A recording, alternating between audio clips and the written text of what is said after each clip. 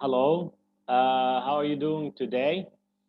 Today we are going to discuss some vocab items of interest to all learners of English. So without further ado, let's share the PowerPoint together.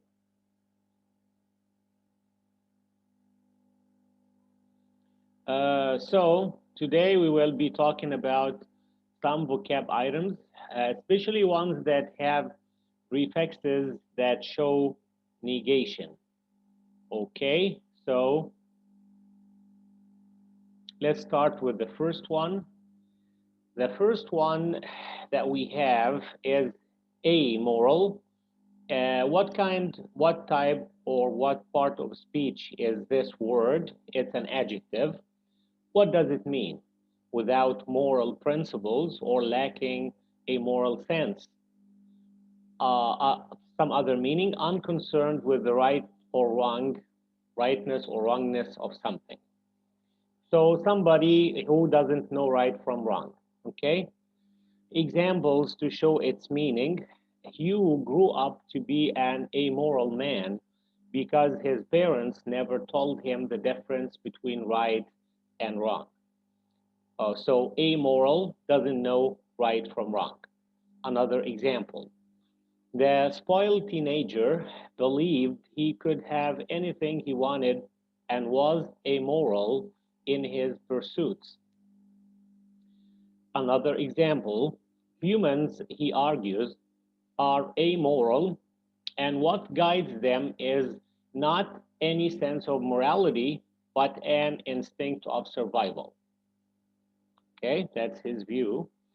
Another example, she was immoral but honest.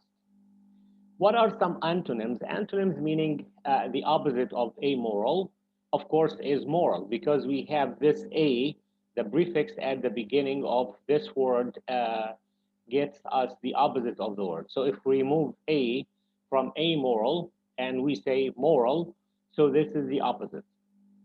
Okay. Also, principled, controlled, innocent are some of the antonyms of immoral. So this is our first vocab item for today. Let's now move on to the second vocab item. We have antipathy. So if we have a word that starts with anti, it means also the opposite of something. Antipathy. And what we have between the two slashes is the phonemic transcription. It just helps us to pronounce the word correctly.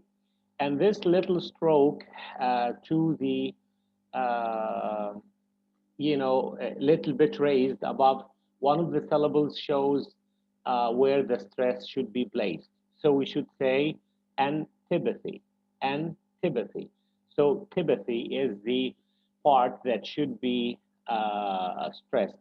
Tipathy, antipathy. What does it mean? It's a noun. Uh, Strong dislike, opposition, or anger, a deep seated feeling of aversion. Okay. Synonyms: hatred, enmity, antagonism, and some of the antonyms or the opposite of this word would be sympathy, friendliness, hospitality, and so on. Can you give us some examples? Okay, despite the deep antipathies between them, the two sides have managed to negotiate an agreement. Declarations of racial antipathy against ethnic minorities will not be tolerated. Another example, he is a private man with a deep antipathy to the press or towards the press. He doesn't like his news to be in the press or the press talking about his private stuff. So he has this deep antipathy towards the press. That is enmity or antagonism or hatred. He just hates the press. Okay, we have another word that is pathetic. Pathetic is an adjective which means sad or could mean unsuccessful. For example, pathetic causing feelings of sadness, sympathy, or sometimes lack of respect. For example, the refugees were a pathetic sight. Also, pathetic could mean unsuccessful. Disapproving makes someone feel no respect, often because unsuccessful or showing no ability, effort, or bravery. For example, a pathetic attempt, a pathetic joke, a pathetic excuse. All right. Example, are you telling me you're frightened to speak to her? Don't be so pathetic. Okay. All right. Let's move on to another word now. Derogatory. Derogatory.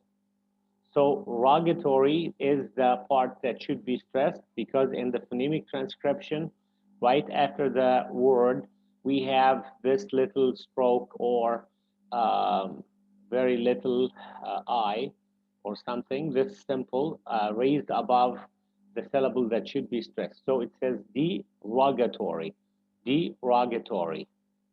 So rogatory. It's an adjective showing strong disapproval and not showing respect, also showing a critical or disrespectful or disdaining. So synonyms is degrading, derogatory, derogatory is degrading, scornful, disdaining. Some antonyms or the opposite of this word would be complimentary, flattery, respectfully, or respectfulness, okay, or just respect. All right. Can you give us some examples to show the meaning of derogatory? He made some derogatory comments or remarks about her appearance. Their conversation contained a number of derogatory racial remarks. Such behavior will be derogatory to your reputation. So it causes, you know, it's a problem and it can degrade your reputation or something. What is the verb from derogatory? Derogate. Derogate is a verb meaning to say unpleasant things about someone or something that show you have no respect for them. All right, let's move on to the next word. Disconsolate. Disconsolate. Disconsolate. Okay.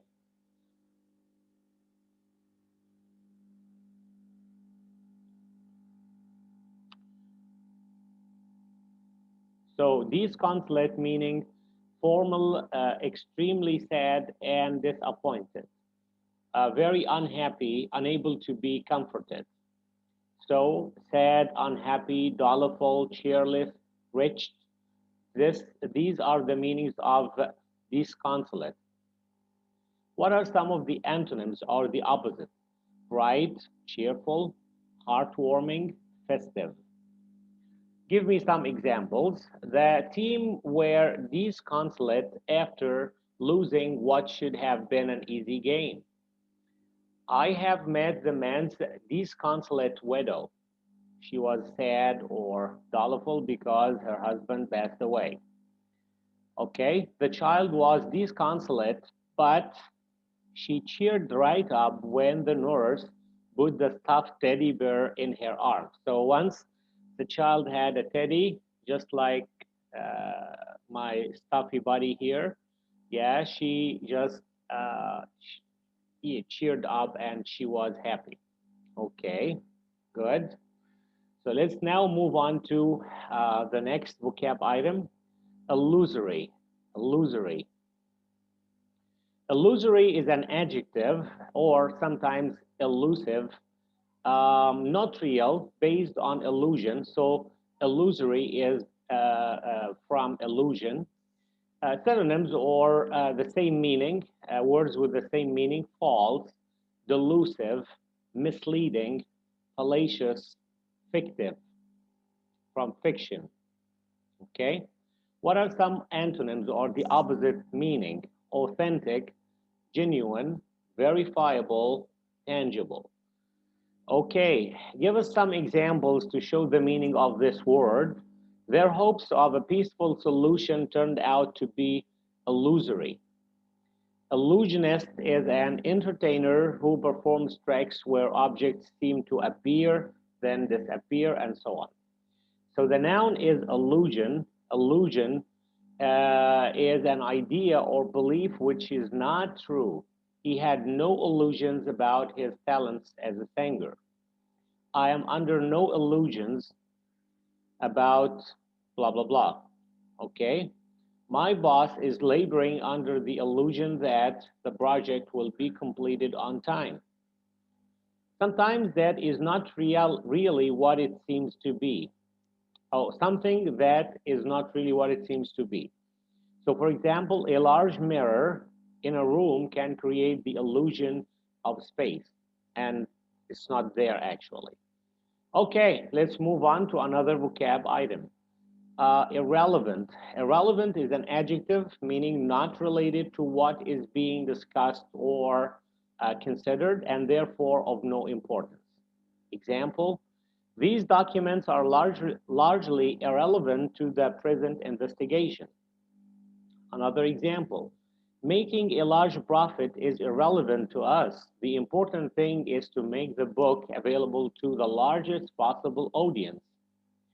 Irrelevance is the noun when something is not related to what is being discussed or considered. Sympathy is an irrelevance. We need practical help. Many of these problems may simply fade into irrelevance when the new rules come into force.